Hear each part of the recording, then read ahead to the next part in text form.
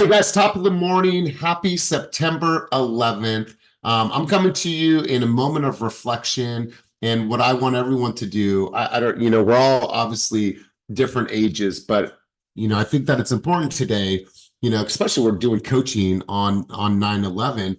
I think it's important that we just stop for a moment and that we really reflect what we went through as a country, what we will continue to go through, from now until the end of eternity. But that was such a crazy time in our country. And I remember where I was. I remember what I was thinking.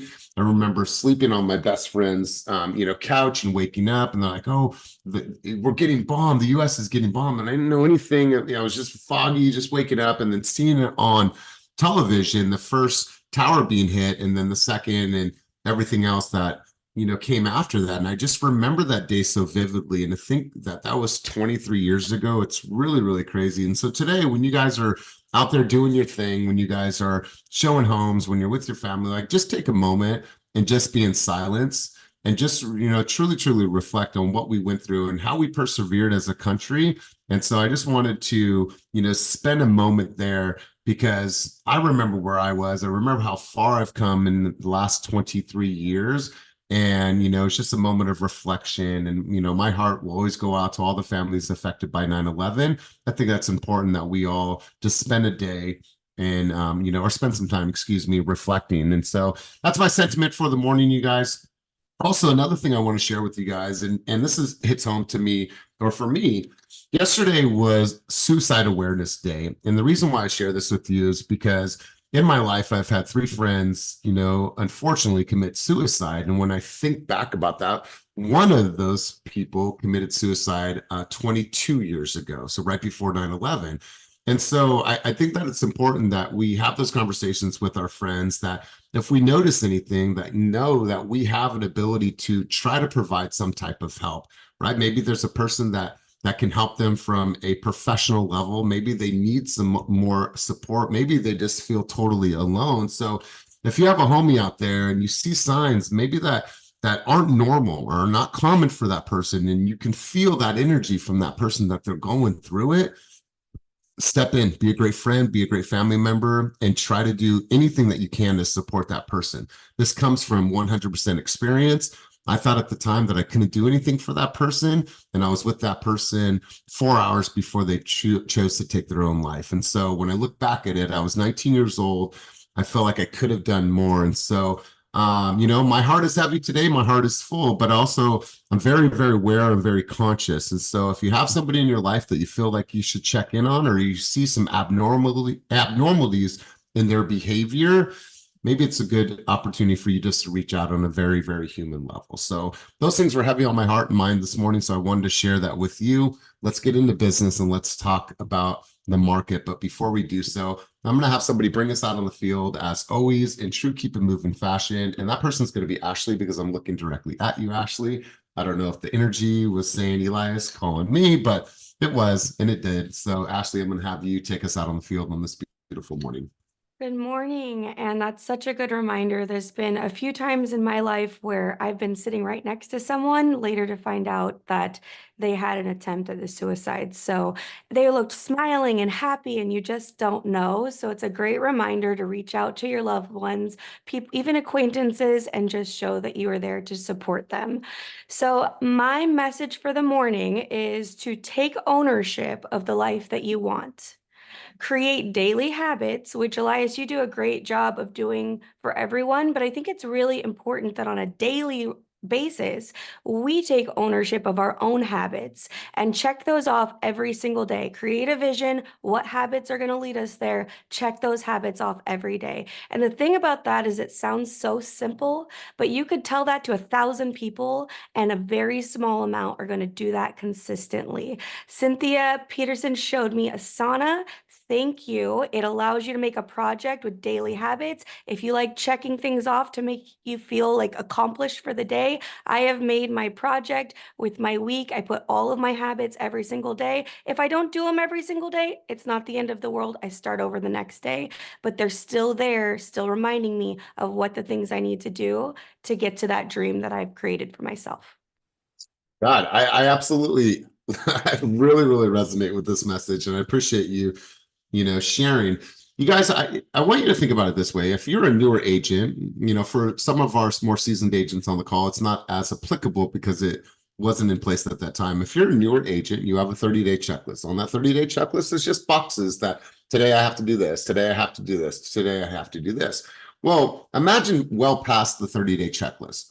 You have yourself in your CRM as a client, right? There's probably clients that are hot. They're looking at a $1.7 million price range. You're not missing anything. You're tracking your conversations. You're putting notes in. You have a collaborator. You're sending them properties. Like, you are on it because you don't want to miss out on that opportunity.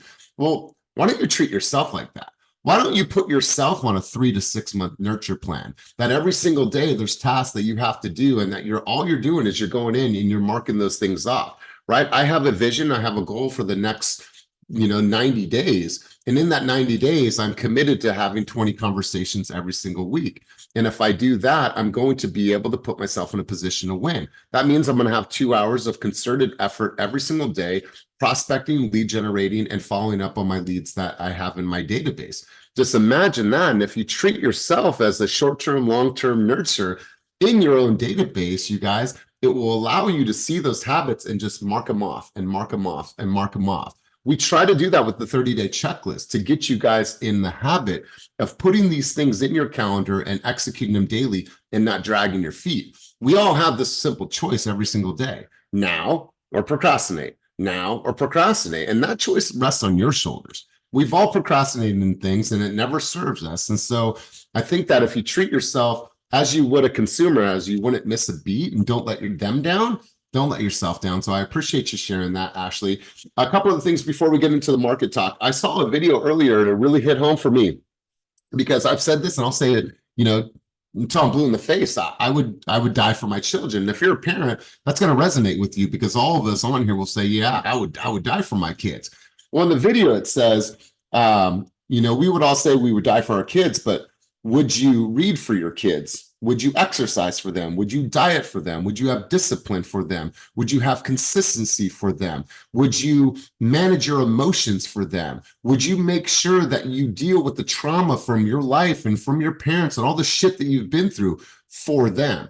Right? They're looking at every single thing that we do. And Damian created a great video yesterday about why he is always reading, not only for the knowledge, but also to show his baby girls that dad always has a book in his hand, in his back pocket. Now the girls are reading on their own. And just like those things, they're seeing that. So you love your kids enough to say, I would die for my kids, but do you love them enough to take care of you in a way that they see every single day that my dad, my mom is doing something to take care of themselves, right? They're reading, they're working on their skills, they're showing up, they're organized, they're in tune with whatever we're doing at that moment. Like, are you willing to do that for your kids?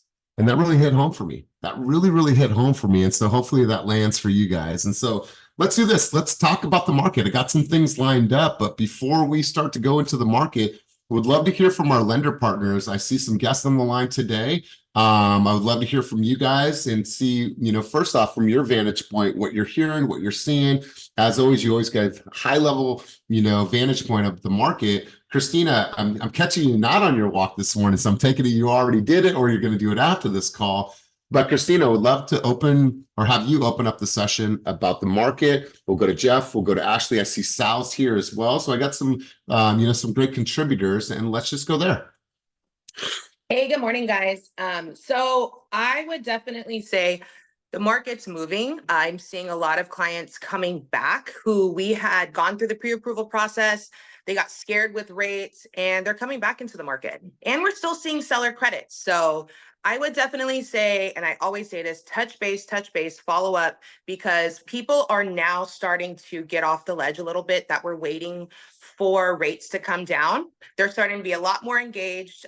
They're wanting to know what the numbers look like. So I'm running those, and there's a lot of scenarios, guys, where that monthly payment has gone down a good like $200, $300 from where I initially was quoting them their monthly payments. And that's usually the biggest indicator with buyers is why they may ghost you or why they may not move forward. They're intimidated by that monthly payment, because when rates were close to 7, it was ugly. So now I would say reaching back out to people, getting updated pre-approvals, running that new scenario with your lender partner, and seeing who's engaged, who wants to see those numbers to really motivate them to move forward. Because I'm seeing our team is seeing a lot of people coming back that had maybe gone quiet about, let's say, 8 to 12 months ago. God, I love this. I was thinking about, the settlement, everything we've been through the last couple of months, and it seems like August 17th is a far distant past. And my thought to everybody is like, did you die? Right? We got all scared. We planned, prepared to get ready for this, and here we are as a company. And I'll just speak from our own vantage point. Our production is up year over year. When I think about where we are at right now with over 100 pending units, 50 active, 47 coming soon for listings, like our business has taken off since the news of the settlement. And so I feel like we did everything in order to be prepared. We're still working through the verbiage because it's still a little bit clunky for some people, but at the end of the day, buyers are going to buy no matter what market we are ever going to be in, and sellers are going to sell. And we'll talk a little bit more about the particulars in a moment, but I really appreciate your sentiment. Let's go, Ashley. Let's go, Jeff. And then we'll just get into the conversation. Let's go. Good morning. So Christina is right on point. I did a workup yesterday for a client, 950,000. I just checked the dates and it blew my mind. The last time I did $950,000 workup for this client was August 26th. That was not that long ago. They had a 7.5% rate. Yesterday they had a 6.875% rate. It's $250 difference in payment for them. They are stoked. So definitely those people that were, I have a reel that explains what is happening with interest rates. Feel free to share it to those people that are sitting on the sidelines and are scared right now, to show them if rates keep coming down, home prices are bound to come up. That might be a good conversation starter. But as far as interest rates and the market, the Federal Reserve is going to cut interest rates. We know that on the 17th. The CPI inflation report that came out this morning pretty much put the nail in the coffin. That's probably going to be a 25 basis points cut, but they are on track to cut more throughout the year. The market's pricing in 100 basis cuts by the end of the year. They don't tell the future, but that is usually a good indicator. And what else? Oh, the market's already reacted to that news. Like I just showed you, in the last 2 weeks, our clients are going down 200 more in payment, or approval is going up that much. So definitely contact those people that didn't have enough approval amount or were scared of the monthly payment, because just the last 2 weeks, it's night and day. Yeah, that's 3 Gs a year, right? And just that's a huge difference. So I appreciate that. Jeff, let's hear from you, my man.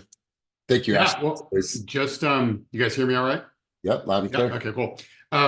Just to piggyback on what Ashley was saying, the Fed meeting next week is next Tuesday, Wednesday. So 17, 18, I think. So a week from today, they'll come out with their Fed decision. They were contemplating, or there was talk about 50 basis point cut. It could still happen, but based on last week's jobs report being poor, but the jobs, the unemployment number actually came down 1/10%. And then the CPI report today was cool, and inflation continues to come down, but it wasn't way down. Wasn't, so there's not as much panic, although you see the stock market trying to figure out what's going on. I mean, the stock market hates uncertainty. And I think that's kind of what's out there right now, is a little uncertainty in what the Fed's going to do exactly. I think the bets nowadays are, a quarter point, to Ashley's point, it's already baked in. But really more than that is going to be what they say. And the Fed statement, they're going to give some guidance for cuts in the future, not definitive guidance, but they'll give some guidance on it. And that's really what's going to move the market. So honestly, probably the next week, unless something happens, probably treading water from a rate perspective, staying kind of where we're at, a little, little higher, a little lower, but basically, kind of treading water. And then next week, next Wednesday, will be a big day. I think this one may include a press conference afterward for Jerome Powell, the chairman. So see what he says in his press conference. And it really will be just the guidance and then their statement that they release. So bottom line, I've said this, we've all said this for the last month to 2 months, we're on a downward trajectory.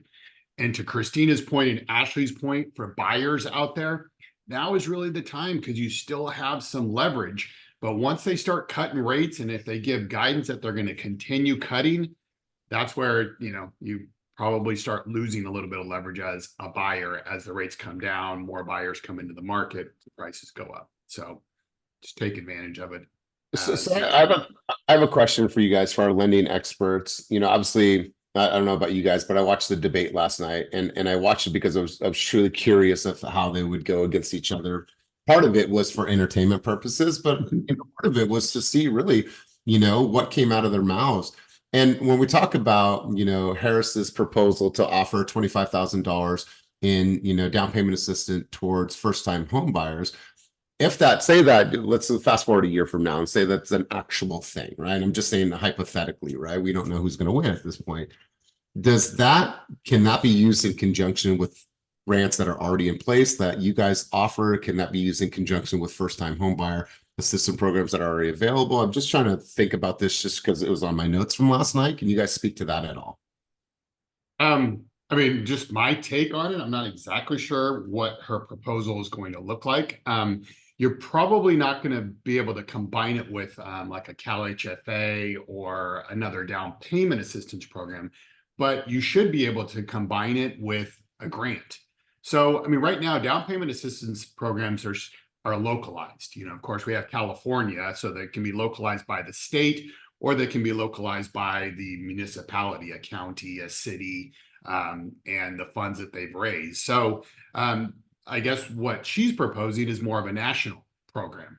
And then how that fits in with state and local programs will be, interesting to see. Again, you probably won't be able to layer down payment assistance programs, but you never know, they could come out with something. But you typically can layer in grants from local municipalities that, again, are not lending instruments. So, I think it's a good idea. We'll see how it plays out. We'll see if it makes it through Congress and, the different proposals that are out there if she becomes president. So, it'll be interesting to see, but probably can't combine it with other DPA programs. Cool. I don't know, Christina, Ashley, what your thoughts are on that. It just depends on how they write the guidelines. Usually they'll write it right in there. Yes, this can be combined. No, this can't be combined. So depending on how they put it out, it's kind of a coin toss to see if it's going to be able to or not. Yeah, that's what I was thinking too. I think a lot of it is going to be depending what they say. Maybe this will be something that we can use it as a grant for closing costs.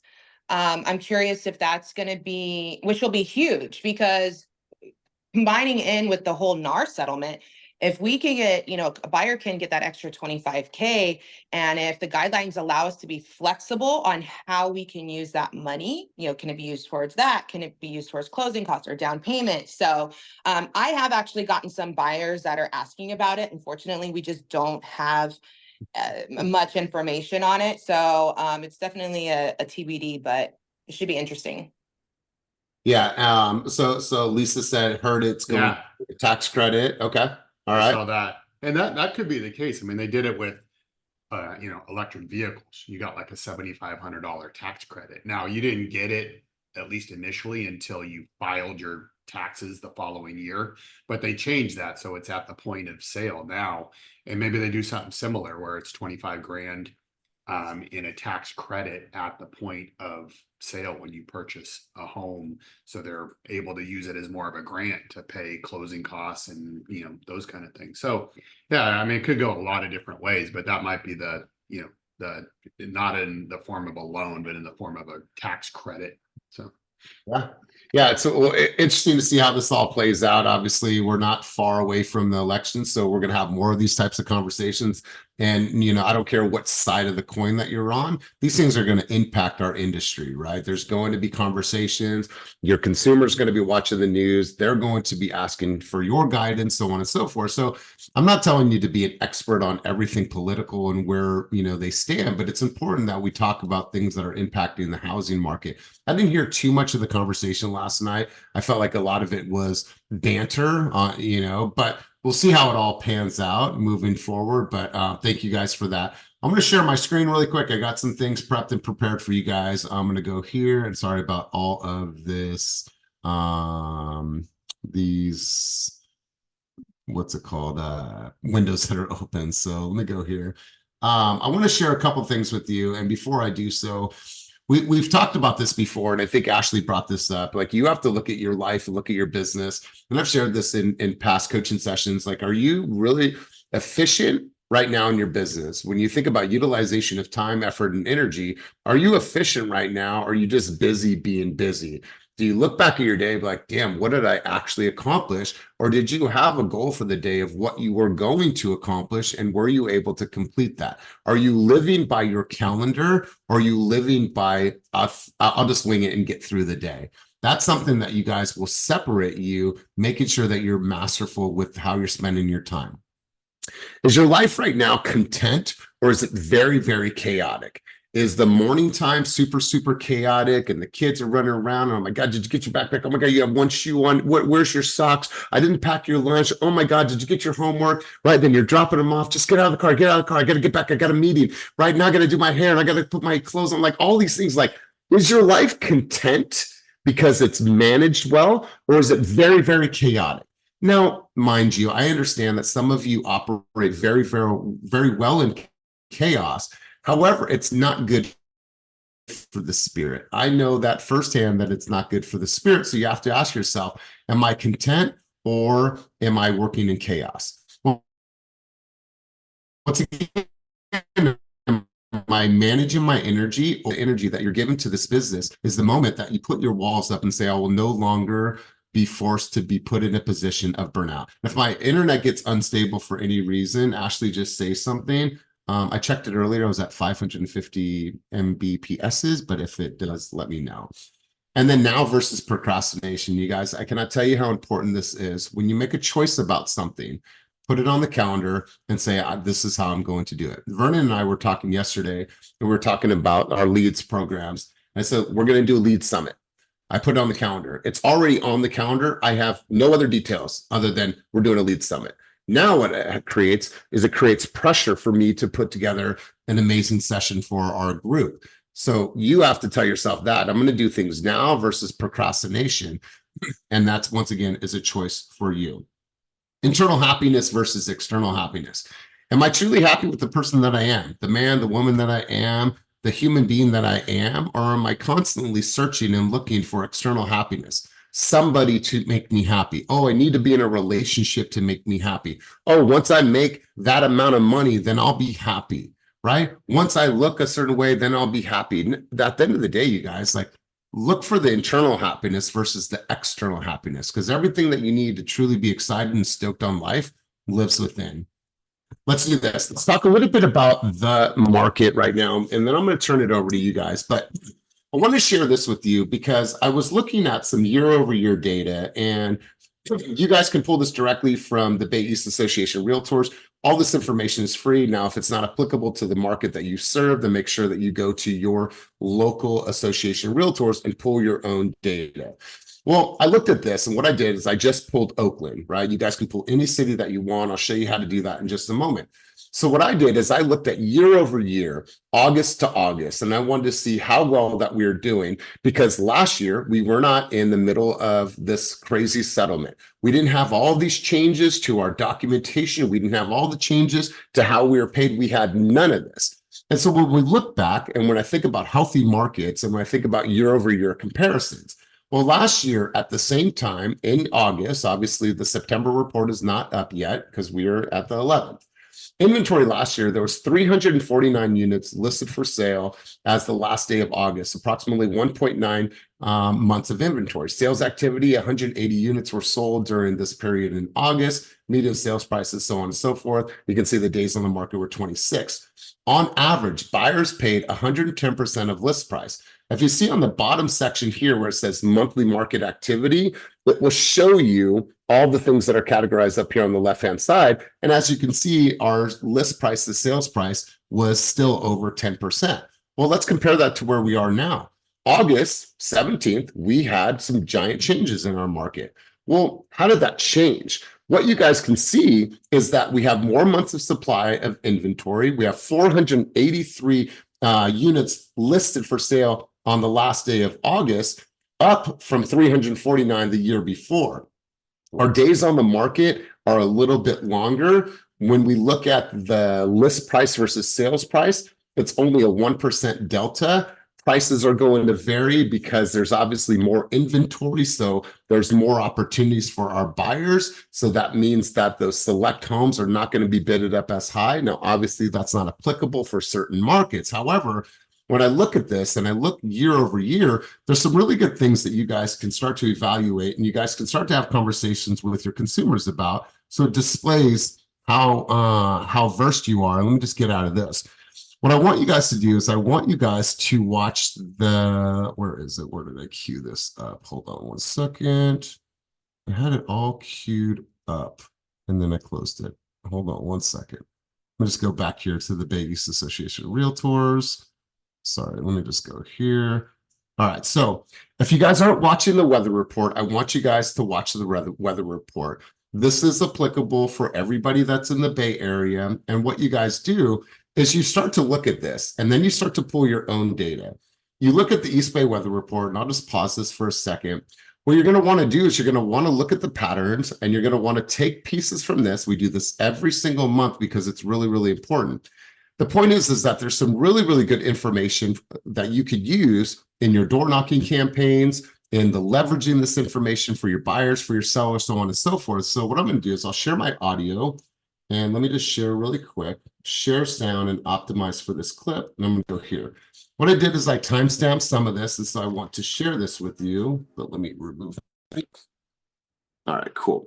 So I'm going to cue this up and I'm just going to go to 38 seconds. We'll go here. All right, and I want you guys to see this, but before we do this, let's look at where we are as an sale during August dipped slightly compared with July. That said, buyers had consistently more options this summer compared with last. All right, so let's just look at this here. If we look at last year, August 23, and we look at the amount of houses that were for sale in the East Bay, look at the options that our buyers have this year compared to last year. That is a huge difference. And so pay attention to that. I'm going to play this and we'll keep cruising on. For the third month in a row, sales price dropped with the median just north of 1 million. Home sales during August were strong, solidly in the 1,300 range and up slightly compared with last year. We're getting local, starting with the 880 corridor. Homes for sale, up almost everywhere.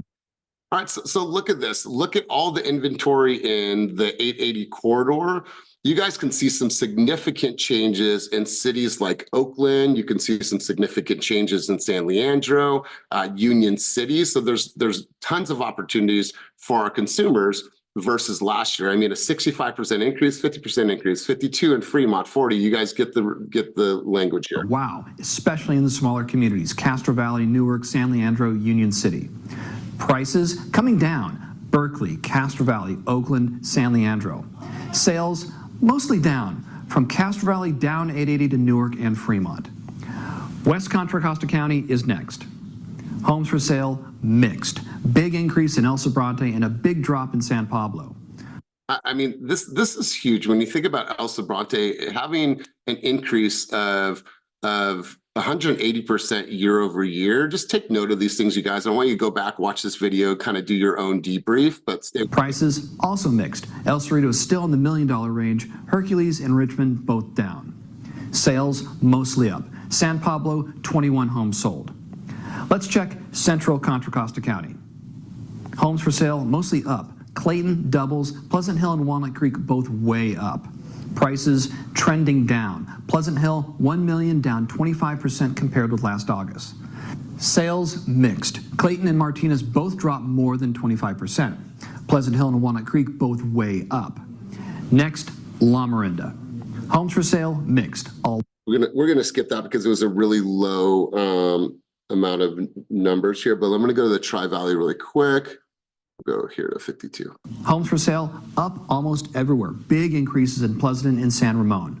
Prices coming down. Dublin 1.575 down 25%. Pleasanton 1.6 down almost 15%. Sales mostly up.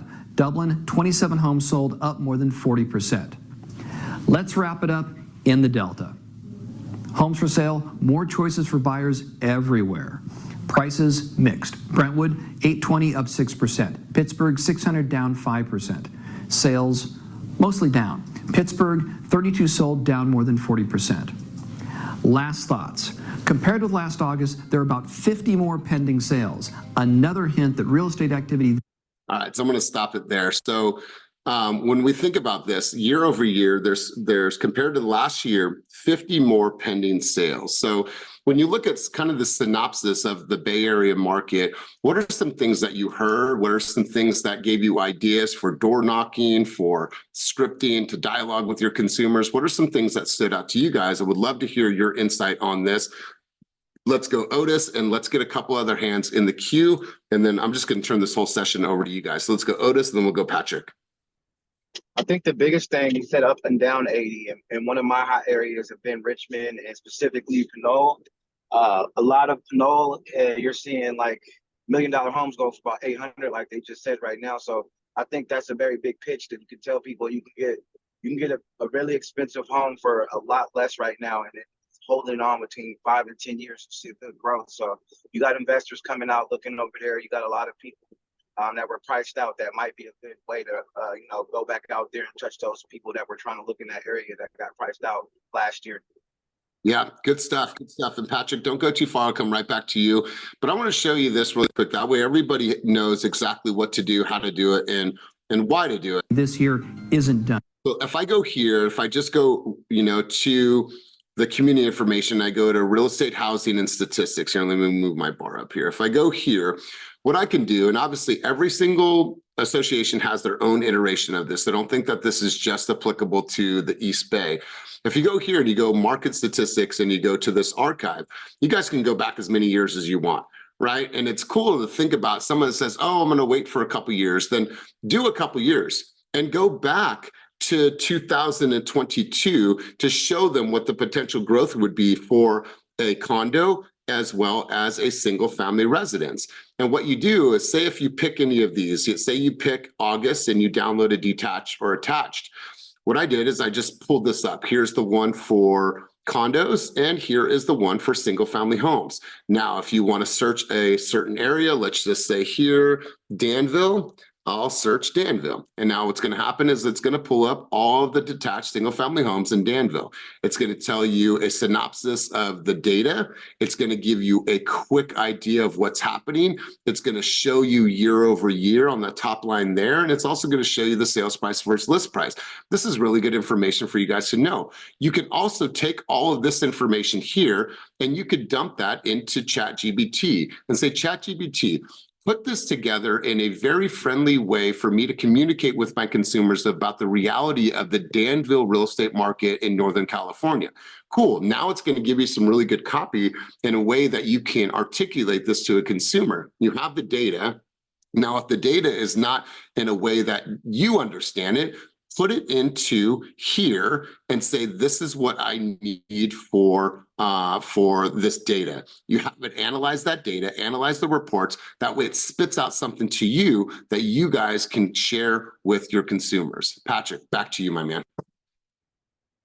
No, for sure. Good morning, guys. A couple of things that I got from the data is, a couple of usages. If it's low percentage, it's an opportunity for you to go to your seller leads to be like, hey, there's some low percentage happening right now. We're seeing a decline in inventory.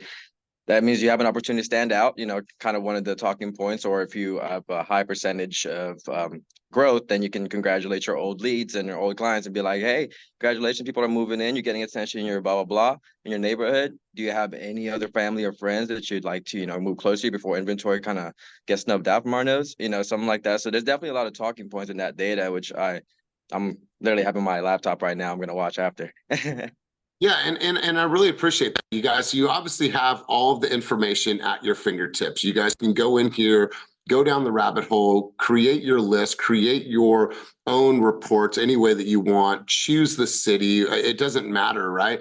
The point is that you have the ability to research and then rehearse, meaning rehearse, look at how am I going to say this, and then reverberate that to your consumers. So now they feel super, super educated. And also, if you're going into a community that you want to break into, it's cool to let them know that, hey, you guys, year over year in August, we saw X amount more sales. So what does that say? That the demand for this part of Oakley, for this part of Brentwood is up year over year. So what does that mean for you as a seller? That means that you're going to have more attention on the property. If we price it right, that first 2 weeks is going to matter. So here's my strategy and here's my thoughts.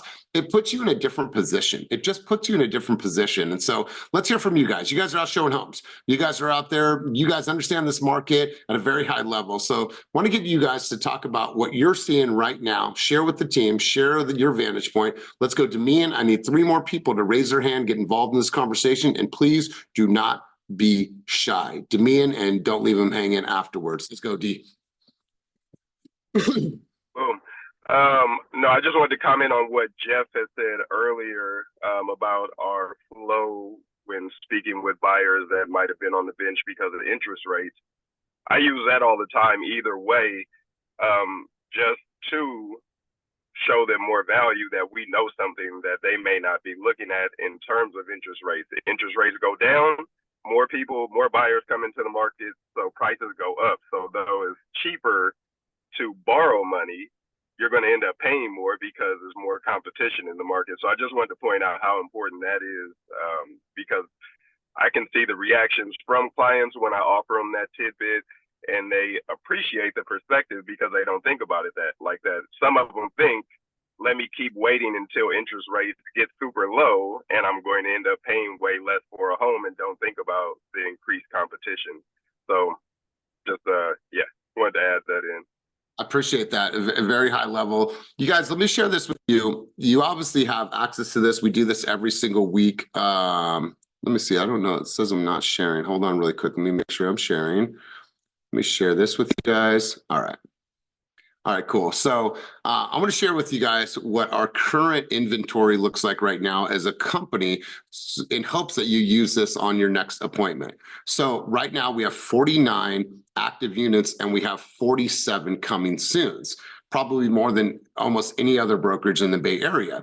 But when we look at this here, we have 102 pending units that equates to $71 million in real estate volume. And our team has sold 519 homes, and that equates to a total of 387 million. The point why I say this is that if you're going up against or you're working with a buyer that has fear and doubt and trepidation, just right now alone, Mr. Buyer, our team has 102 units that are pending on homes in the Bay Area. What does that demonstrate to you? That we have solid communication skills, we have amazing negotiation skills, and despite changes in our industry, we've still been able to get our consumers over the finish line and get them into homes, right? And when you think about the pending units, when we talk to our sellers, you guys, there's no other team right now that has as many pending units as us. As a seller, this puts you in the best position because we have the people, but also we have the databases of thousands and thousands of consumers that are searching for homes in the Bay Area. And what we get to do is we get to play matchmaker. We have the resources, we have the data, we have the people. Now we want to make sure to play matchmaker. And that's what we do at a very, very high level. So it's not about just the stats and the figures. It's what is behind all the stats and figures that you guys have in your database that you now can open up the floodgates to get more information and more eyes on these properties. You guys, we're in a really, really good position right now to leverage this information to get more deals on the sales side and on the buy side. Let's go back to Patrick and we'll go back to Otis, and I'd love to hear from anybody else in their perspective. Oh, yep. Just to kind of piggyback on the thing that you recently said, one thing that worked for me in my last listing appointment was I showed him the comps. I showed him basically told him about our company, our reach, our network, how big it is and how important that is, and how we use the top up-to-date modern technologies. But one thing that really struck them was I showed them the Real Scout kind of neighborhood market analysis of how many active buyers are there in the area. and they're like, they saw like 1,491. They were like, oh my God, like that's how many people are actively looking around this neighborhood. And I think just going back to your point, utilizing all the tools that we have, sharing like the numbers, like that's what matters, right? That's all about the numbers. It's an investment, it's a product they're trying to sell, they're trying to make some profit, or obviously. So I just want to add that. Yeah. And congrats on landing that listing. Let's go back to Otis, and I'd like to hear, I'm just going to call on a couple random people. Let's go Oliver, let's go Princess, and whoever else wants to get involved in the conversation. Let's go Otis.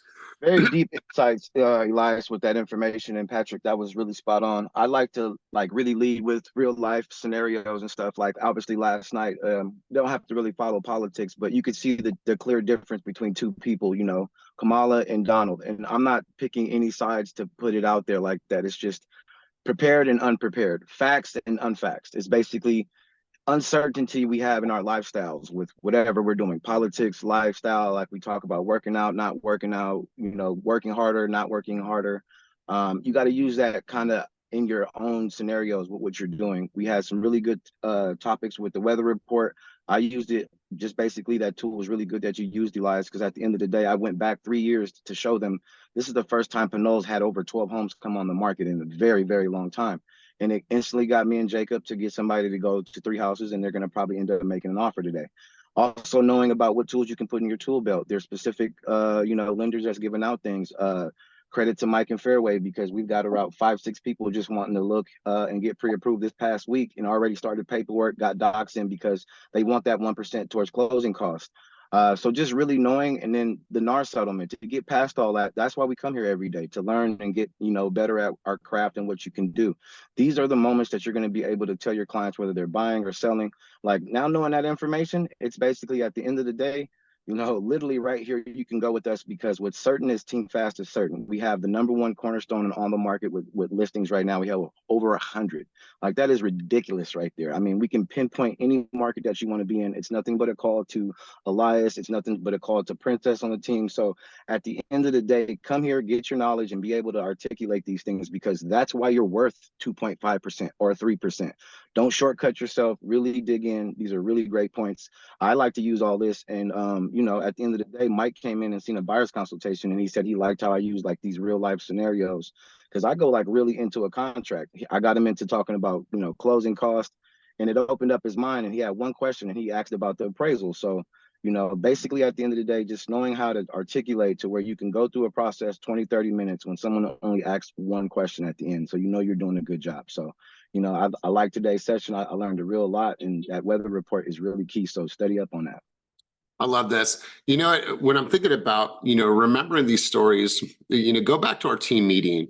There's a story you guys share every single week, and there's only been a handful of meetings that I never hosted for the company, just for travel or whatever, being sick. But Vernon told a story yesterday about Johnny. Johnny was in a very, very hard price point. I think his price point was like 400 range. Right? Like that was a really, really tough, price point for him. And they were able to get him his home, and he had saved up for years. He saved up $40,000 just to be able to have the dream of home ownership. And he was able to help them out. So it's like when you hear stuff like that, like leverage that story. Call Vernon and be like, yo, what did you do? What was the communication that you had? And leverage that to talk with your potential consumers. The consumers are looking for a script. And what I mean by that, you'll hear me say this over and over again. They're looking for the script. The script is, that sounds the same. I've heard another realtor say that. Neighborhood realtor, local, like they're ready for the script. What I want to encourage everybody to do is find ways to break the script, break the pattern, break the normal communication that they see coming. And the way that you do that is you educate yourself in a way that others aren't. You ask questions that are completely different. If you've ever been on a buyer's consultation with me, it is not the normal buyer's consultation. Melody can say that. She's like, God, this guy is weird. He talks about stuff that is fucking out there. But at the end of the day, it was all in the realm of, let me build connection with these people. The idea behind this, you guys, is break the script. Break the script by educating yourself so much. It's like, wow, I never thought that I would have this conversation with you about that side of the market, or that, part of the data, or whatever it is. find ways to break the script. Find ways to say things that other people are not saying because it is yours. It is only from your vantage point, and it's only in a way that you communicate. You guys, there's so much power in breaking the script and breaking the norm of what we actually do. Let's go to Oliver and let's go to Princess. Oliver, give us a quick update what you're experiencing with your consumers right now. You are super busy. Yeah, definitely. So right here in the Sonoma County, like I was saying last time, the days on the market. So I like to communicate with my customers about that. There's more inventory, so that means that, we have more flexibility with that price, with the offer, concessions coming back to us and whatnot for our closing costs. So I definitely always let them know that. I always let them know, the team vantage point, right? So I always try to articulate to them that using us over, someone that's only, selling homes 3 to 4 homes a year is a big advantage to them. So they feel more comfortable bringing that value to them. I love it. Oliver, talk to me really quick because I don't think people really realize this. Talk to us a little bit about lifestyle. I live in the Bay Area. I want to move up to Sonoma County, right? I want to move up there. What is that lifestyle like up in Sonoma County? A lot of people love to come out here, wine country. I mean, if you like wine country, there's a lot of like farmers markets out here. It's just like a whole different vibe out here. So I bet a lot of people do definitely come out here for, wine. There's a lot of wineries. Yeah, you guys, it is absolutely beautiful. What I love about Sonoma County is that you have obviously the Russian River. When you go from Sonoma or Santa Rosa and you follow River Road, which goes right along the Russian River, and it leads out to literally right at Jenner, right? The Russian River meets the Pacific Ocean. It's like you're going through redwoods, you're going through vineyards, you're going through beautiful scenery, and then you have obviously all the wineries and just the cool, music in the park and the slower pace of life. You guys, it's absolutely amazing. So not only do we talk about data in regards to the market, but also think about lifestyle, what that does for them, impact for the kids, esteem, social relationships, so on and so forth. Let's go to Princess. Princess, give us your vantage point from the Sacramento market, what you're experiencing. Just yesterday, I actually went and did a showing with a client. And literally later on that day, the house went pending. House was priced at $250. It was only 4 days on market. So I mean, in certain areas, yeah, I'm seeing stuff that's getting picked up pretty quickly, and also some stuff that's sitting. So it's just a mix. It just depends on where you're at.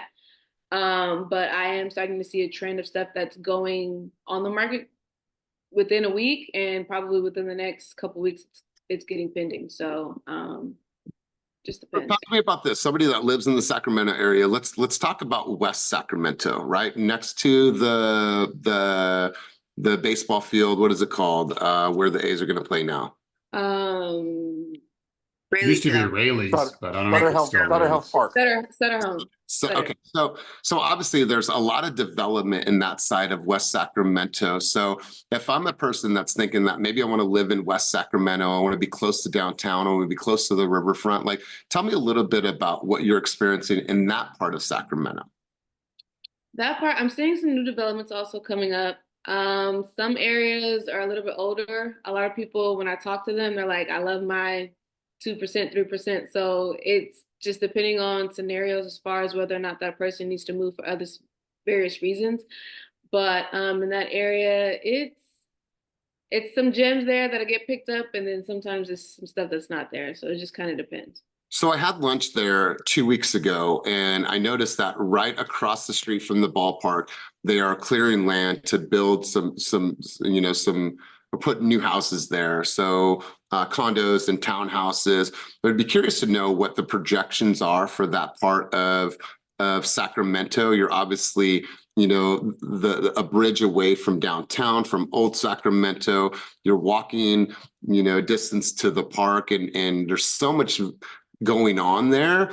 I think that that's a good video for you, for Chris, for people that are in that market, even close by. Like, hey guys, here's the redevelopment plans for West Sacramento. Here's what we believe the economic economic impact will be over the course of the next 10 years. And this is why this part of Sacramento should be on your list if you're thinking about growth in this area. I think there's some really, really cool opportunities I ate at a place right there on the water. It's like a brewery. It was a really cool spot. And I was like, this is cool. I see a lot of great potential here. So anybody else have an update that they want to share? Any thoughts, any vantage point? If they just wrote an offer, what they were experiencing, just got an offer accepted, just got a new listing. Anybody else want to share their opinions, thoughts, insight? Let's go, Chris. Yeah, I'm seeing houses that's been sitting for 45 days go pending. All of a sudden, I showed some homes, some buyers, and this house was on the market for a while. And then right when I called in on it, they're like, "Oh, we got an offer," and my sellers are contingent, so they wouldn't consider it. So I'm seeing things moving. My recent listings have been over list price, so I'm definitely seeing a shift here in Sacramento, especially in the 500,000 range, for sure. So yeah, it's starting to shift a little bit here in Sac. So that's what I'm seeing. Good, good. I love it. You guys, like I said, now I always say till the end of my time is that it's your responsibility, right? It's your responsibility. It's not the consumer's responsibility to understand the nuances. It's your responsibility to communicate everything that's happening in our market, right? It's not their responsibility to decipher. And I love that, because when you think about that, it is very, very hard when we're thinking about jobs report and CPI and interest rate and year-over-year growth. Like, this stuff should come a little bit more naturally for you because you're in the mix. Well, consumers aren't here. They don't hear this shit every single day. So a lot of this stuff is still foreign to them. And here they are. They meet Mel, and Mel has a poetic way. Patrick has a poetic way. Princess has a poetic way of educating the consumers and making the complex very simple to digest. That's a separation, you guys. That's a separation. We've all sat through a session before with somebody and they just overload us on data, stats, and figures and shit that we don't understand. And it's just like, I didn't get any of that, right? I don't want that for you and for your consumers. So you guys take the information and really just dumb it down to where anybody can understand this information. Otis, is that a new hand or an old hand, bro? I want to make sure I didn't miss you. Okay, cool, cool. So let's do this. Let's get a couple key takeaways from our time together today. Let's go, Beth Ann. Let's go one key takeaway from our time together today. And we'll go Cynthia Jackson. One key takeaway from our time together today. Beth Ann, you're first. You did. There we go. Hi, guys. I loved that East Bay real estate weather report. I've never seen that before. So I think that's going to be super helpful. And I did want to kind of raise my hand, but I can't figure out how to raise my hand on this Zoom. So I guess I need It's down at the bottom. Down at the bottom, there's a little reactions button. It has a smile face and a plus sign. If you just hit that, it will say raise hand. Okay, well, I'll look at that. I just wanted to kind of let y'all know is that I had an open house this weekend in Concord, and I did price the house pretty aggressively. It's a beautiful home, but there is just a ton of buyers out there. I think we had probably 25 groups of people every day.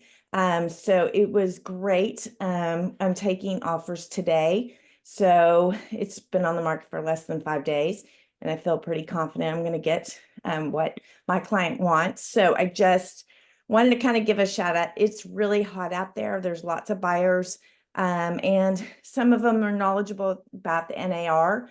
And a lot of people did come in with realtors. I felt like they actually wrote them down on the piece of paper. So we did talk a lot about that. So it was overall really, really great. And so I'm just happy that you've given me this weather report. I think it's going to be super helpful to keep talking about what's going on in all of our markets. And I think if we can do more videos and explain all this stuff, I think we're going to be better off. So I'm very excited. So thank you. And congratulations. So how many offers do you think you'll get on this Concord property? I don't know. I'm always confident that I'm going to at least get 2. So, some people, I think I may get 4 or 5, but you may only get 2, which is, hey, that's awesome. So, I never know until you get it. So I have offers due at 3:00 today. So, I know I've had lots of questions, and I know people are looking at disclosures a lot. So I had it all done. All the disclosures were up. Everything was ready to go when we got it on the market. So it just showed really well. And I think I had a complete package and priced aggressively And I think that's why we had such a fast, fast situation. So I love it. Fingers crossed for your seller, for you.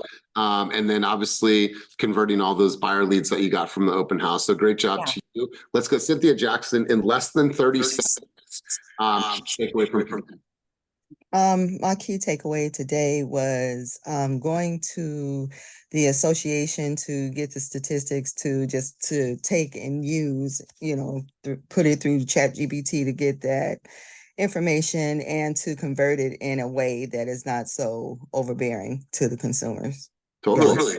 I mean, it's easy to put it in, it's easy to articulate it in the way that we read it, but for them, you're right, is more, especially for some people that I've come across go in and they come at me, and fortunately I'm there and I'm like, okay, I'm here, I can have that conversation, but it's so much easier when you can give it to the ones that are not in that headspace.